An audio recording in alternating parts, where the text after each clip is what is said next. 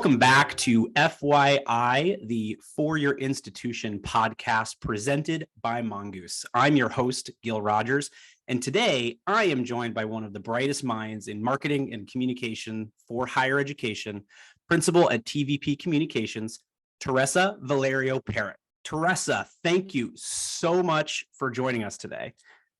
Thank you. And I'm a little pink, but also part of that is I'm blushing with that introduction. Thank you. I appreciate that. You have earned it. You deserve it, and you have earned it. Teresa, before we dive into the conversation today, I would love for you to give our audience just a little taste of your story and your experiences, and of course, a little bit about TVP Communications and what you do and how you support higher education institutions and how you earn that title of brightest minds in marketing and communications for higher ed. So I will kick it over to you. Well, let's see if I live up to it after this introduction. I think the reality is I'm going to be layering on a number of ways in which I'm pretty nerdy and geeky, which I think fits well into higher education. So I started my career in higher education right out of college. I worked for the president of the University of Colorado system, and that's my alma mater is the University of Colorado at Boulder. So I truly stayed on campus and kept working. And I wrote internal speeches and was a liaison to the governing board. And during my decade at the University of Colorado, I was chief of staff to the vice president for academic affairs and research. I did a brief stint as director of donor relations for the Boulder campus for their $1 billion fundraising campaign. And then the governing board created a staff position for me to work with them on policy. So I really was a policy geek. I got my master's in public administration and thought that was what I was going to do. And based on some crises that happened at the institution, very quickly, communications became a part of my world. And what I realized is in the decision-making rooms, in the conference rooms where really important things are determined, communications is really at the front and the center of everything. And so my career quickly transitioned to being in that space, that intersection of leadership and communications.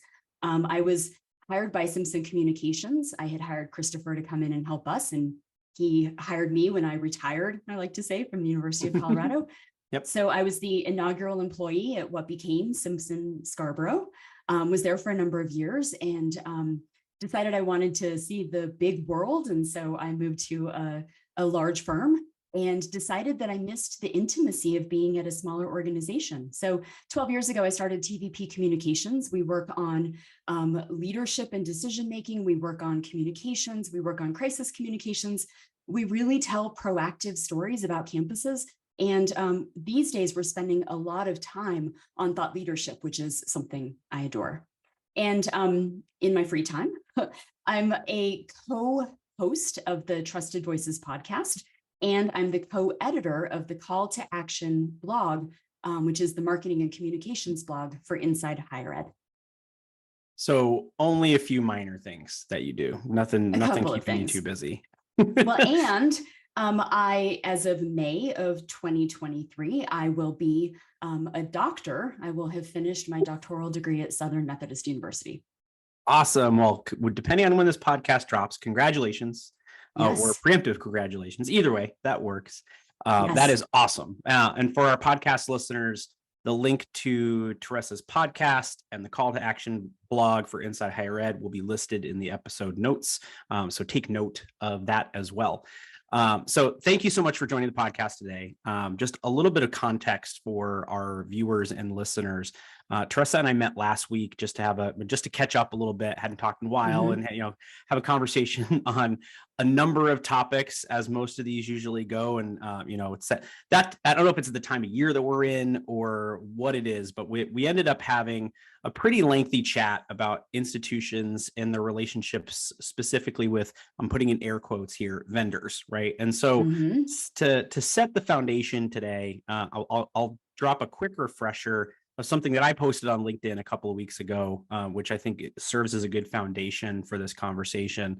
And that has to do with really the reality of the perspective on campuses, particularly when we're speaking to people who work in undergraduate admissions, enrollment management.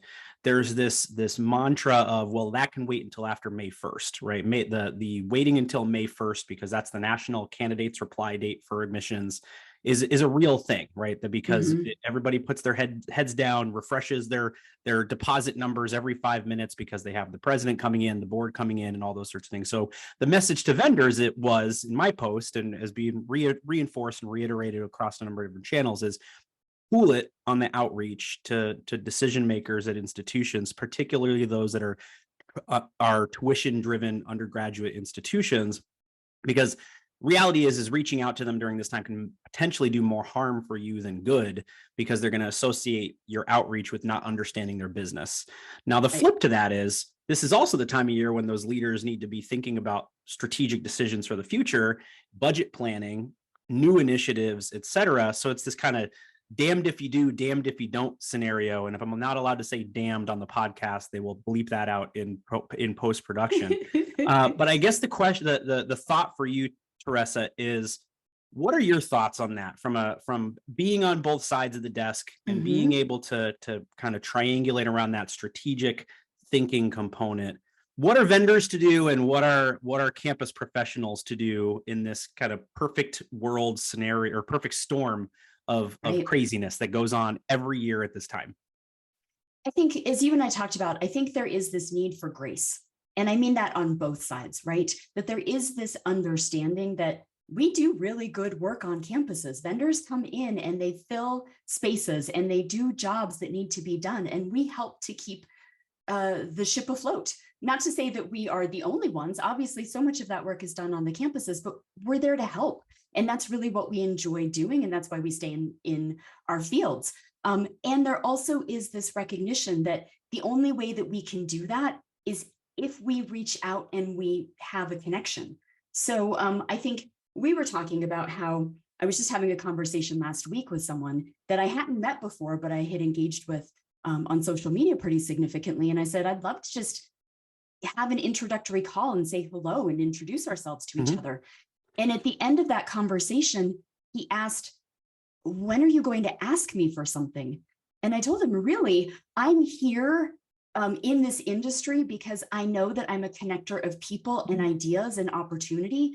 And I think that you are someone that I would love to start making connections with and for. And so it doesn't always have to be that we're looking for something. It may be that we have a resource or we have something to provide. And then I'll kick it over to you because you brought this up.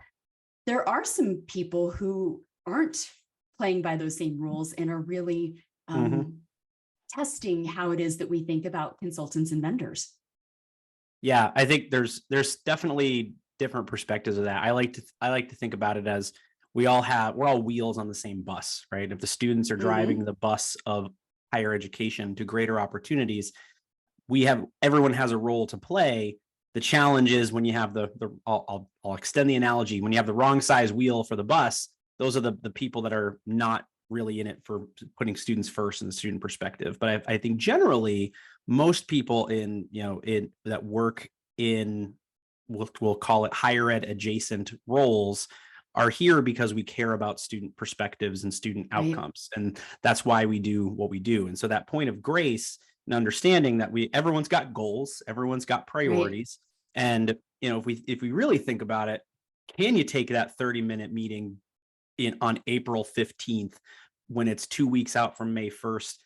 Because chances are, if it's important enough to you, you can. It all depends on how important it is to you. And I think to your point about adding value, if I'm on the vendor side of that, maybe it's not getting together on April 15th to talk about a sales Mhm. pitch, but maybe it's getting together on April 15th to talk about this research study that was produced, and how that's going to impact decision making. That's going to lead to much deeper relationships moving forward than just trying to get together to schedule a demo, right? So I think Right. that there's Agreed. a lot of opportunity there. And I have to tell you, some of my most favorite conversations, and I tell people this, let's do a call because I'm going to walk my dog while I talk to you. And I hope that you go outside and enjoy the spring fresh air as well. Like, let's make this a place where we can just be creative together and we can be making sure that we're still getting business done and we're still talking about how we can, we can be thinking about the industry and what resources we have for each other. But it doesn't have to always be in front of Zoom with a demo Mhm. with our screen behind us that says who we work for. And it doesn't have to have a follow up with some tracking email Right. to see if they're going to click through. It can be people and humans talking to each other because we're all trying to help students get into college and then to the finish line. Absolutely. Absolutely. So I want to take us back to, honestly, it was during your intro when you talked about in your early career, you recognized how communication is at the forefront of a lot of these strategic conversations that are happening at institutions. And this is a little bit of a turn in the conversation, but I want to talk about the role marketing plays on Yes, campuses and how, it if communication is critical to the operation of a campus and it's critical to how things get done, the role of marketing has evolved pretty significantly over the past 15 to 20 years on agreed. campuses, where it used to be a dirty word, right? And marketing Right. is associated with advertising, which is associated with sales, I think, right? Or I And think it's viewed as constructing something that doesn't exist in reality, right? So there's the disingenuousness that right. I think that a lot of people on campus associate with marketing. And sorry to cut you off, but I was in those early days, right? I was at Simpson Scarborough, Yep. 15, 16 years ago. And we would stand in front of faculty governance groups and just have the arrows headed our way because we really were seen as selling snake oil. And what we were trying to explain is there is going to be additional competitiveness for students. And you need to get better at talking to the general public about Hmm. what we do and why and what value we provide. And we also need to get better about talking about your specific institution and why they matter and why a student should choose that institution. And in 2023, that all sounds really obvious. But back then, what we were saying was very controversial. And it Hmm. was exhausting to go from campus to campus to have exactly that conversation. Yeah, and if you think about it, it's interesting because outside of our, if I'm a person on a campus and I have this negative perspective of marketing, it's almost like, if I leave the campus and become a consumer, what's my perspective of the marketing I'm interacting with out there? And it's going Right. to be the same, right? Like bad marketing is bad marketing and good marketing is good marketing. And whether I'm marketing soda or a college or a video game, it doesn't matter. It's if I have a positive experience and your story is good, I'm going to have a better perspective of your brand than if you're just shooting me unsolicited outreach and you're being impersonal in your approach. And this is, Right. it sounds like super basic stuff, but this is the kind of stuff that we continue to talk about day in and day out on campuses. I feel like there's this need to just continue to, and that's a big part of marketing, is Right. continuing to repeat yourself over and over and over again, because that's what's going to really impact change with how we then are communicating with students on our campuses, whether it's prospective student recruitment, retention, or alumni engagement. Well, and I think you just mentioned something so important and that I've stressed throughout my career, and that is that I think as much as we have marketing and communications jobs and responsibilities, one of our audiences has to be internal audiences. So when we're marketing, when we're thinking about this, we have to remember to bring our own campus along. And standing in front of those groups that were very hostile about whether or not we understood them, um, I think that was one of those moments where our feedback to the campuses was you have some work to do internally too. You're only thinking about external audiences, but Mm-hmm. as you think about audiences, let's move internal audiences up within how you're prioritizing who you're trying to reach, because marketers are data-driven people. And we just received a bit of feedback and data from this group. And how do we go ahead and incorporate that into how you work moving forward? Mm-hmm. Absolutely. And it's interesting because going back to the point about bad marketing decisions and bad marketing activities, there's a lot of things that we as consumers would not at at any point think is okay if we were getting marketed to by a brand Right. that we then Right. try to do on a campus when we're marketing to prospective students. I'm talking about spam Right. emails. I'm talking about impersonal outreach. I'm talking about costly things like, reaching out on one-to-one basis versus how do we do this in a more scalable way. And so that faculty member that calls you a snake oil salesman is also the person that probably goes and suggests to the dean of admissions, maybe we should visit more high schools and go to college fairs, right? And so there's there's almost this education of what needs to happen on campus, of the good, the bad, and the ugly, on things that we need to really talk about from a marketing, communications, and strategy perspective for those internal audiences. Because something happens when we go on a college campus where we leave our consumer hat at the door, and we really need to do more of thinking about students as customers and students as consumers, not as, which I know is that's going to get people to shut off the podcast right away. Let's go ahead and talk about that. That is a shift. Right. I mean, so tell me your thoughts on that. I mean, immediate response on students as consumers or students as customers. They are. It's just that simple. And if for no other reason, we had this shift in the 80s and 90s, and this is where my policy wonkiness is going to come out, where we started to shift the logics around how we talked about and presented higher education. And part of the rationale for that was we knew we needed to shift because we saw this eventual demographic cliff. We understood that state support for public institutions was decreasing and that enrollment was having some turmoil across the country, and it was only going to get worse. And we shifted from thinking about institutions as social institutional logics, so we're here for the betterment of the industry and of people, to instead this industrial logics, which is where we shifted to more transactional ways of thinking about higher education. It didn't happen overnight. It took time, but that has been a transition. And we have this this want to go back to the social institutional approach from some faculty who think we still are there. But the business model for higher education has shifted so that we really are experiencing that students want this to be different than it was in the 80s, where we followed our bliss and it was fine to take 5 to 6 years and you dabbled in different majors and you may get a major that is really tied to whatever it was that you ended up with enough credits for. And we are experiencing students and parents who are coming to us and saying, we aren't those families anymore. This is what we want and need. And we have this disconnect about how comfortable we are with that.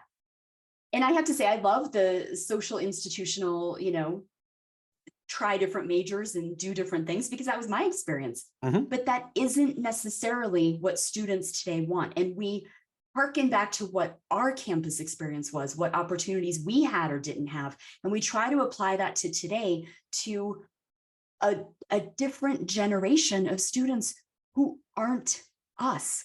And that's a really tough time to realize we're getting a little bit older and it's not about us. Marketing, fundamentally marketing, if it's done well for a campus, shouldn't make all of your faculty comfortable and feel like they've been heard and their collegiate experience is reflected.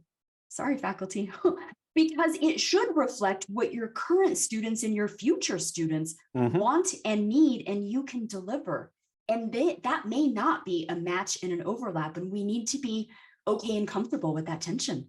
Yeah. And I think the other thing we need to acknowledge, and we can continue to use the different vernacular if we want to, but you mentioned that transition of the business model of higher education. At the end of the day, if students are customers, we think, and we go back to the earliest part of this conversation, is about that relationship between vendors or strategic partners, whatever softer word you want to use for that relationship.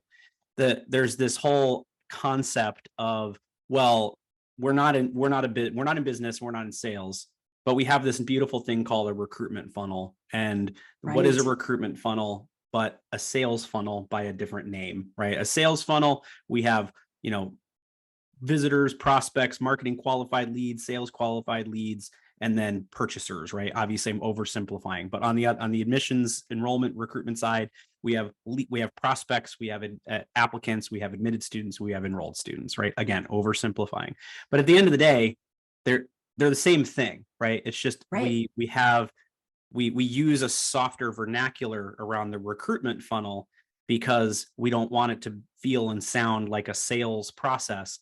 But if you're doing it right, just like in business sales, a consultative salesperson would put the needs of the customer, i.e. the student, at the Right. forefront and make sure that we are supporting them in the best way they can. The nice thing about doing student recruitment is if the student doesn't enroll at your institution, but you do a good job of helping them find a better match or a better fit, you achieve that holistic helping the student find the right fit approach, so long as you hit your recruitment target for that cycle, right? And so that's a Right. challenging position for non-commissioned quote unquote salespeople to be in, because they have their enrollment priorities, they have their recruitment funnel slash sales funnel, but they also want to then fall back, like you mentioned, on the holistic approach and the desire of putting students at the forefront. Those are some conflicting priorities, right? So for Right. enrollment leaders who want to put students at the forefront, but they're under this extreme pressure to hit their tuition revenue targets for the year, what can they do, in your opinion, to toe that line and help support institutional success while also supporting student success, which really should be two sides to the same coin? Yeah, I was going to say, I think that they're the same thing. And I think we are taking steps in the words that we're using, but I also think there are these downtimes, not that admissions really has downtimes, they're always going, but let's pretend that they have a downtime where I think there is some education that perhaps we can start to share across campus about what exactly their goals and their metrics look like. Because I don't know a single admissions office that isn't data driven these days, that doesn't have specific goals and metrics that they're trying to achieve, that isn't collecting data throughout the year and really looking at it holistically, and to help people understand what their pressures are and why they're going about their jobs the way they are, I think would be tremendously helpful. And to your point, that we're using the same terms and start to move people. If I go back those 15 to 17 years, and I think, how have we started to shift the language? We might be at a point, and I think you're identifying that pressure point of the next round of language that we need to be updating so that we are getting closer to reflecting the reality of what our Marcom and our admissions teams are facing. Awesome. Great. That is extremely helpful. Teresa, I want to be mindful of your time and our listeners' time, and thank everyone for joining us today. Before we separate and depart, how can people stay in touch with you, connect with you? And we'll, of course, include all of these details in the episode notes. Absolutely. So you can find me on Twitter at TV Parrot, parrot like the bird. You can also find me on LinkedIn. I'm moving more and more towards LinkedIn, so please connect with me. I'd be happy to connect. Our website is T as in Tom, V as in Victor, P as in Paul, Communications, spelled out and with an S at the end.com. And on there, you'll also find information about Trusted Voices podcast and also Call to Action, which is that Inside Higher Ed blog. We love guest contributions. Gil has contributed many times, and we would love to hear from more people in the industry about what they're experiencing. Push back on what we said, or take it a step further, or let us know what you think. Put it into a piece, send it our way. And let's see if you can't become part of my community and my network too. Awesome. And maybe one day join one of our podcasts. Who knows? Agreed. Awesome. Well, thank you so much. We appreciate your time, and to our listeners, thank you as well. And we will see you next time on FYI.